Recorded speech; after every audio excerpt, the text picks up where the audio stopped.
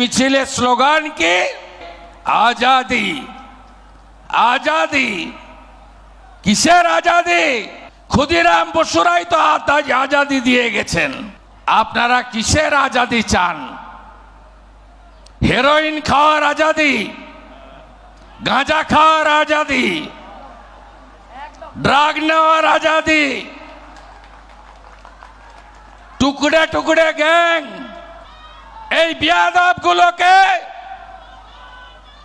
অবন্তিপুরায় যখন ৪৫ জন সিআরপিএফ কে উড়িয়ে দেয় পাকিস্তানি জঙ্গিরা, সেদিন মিছিল করতে দেখা যায় না, শোক প্রকাশ করতে।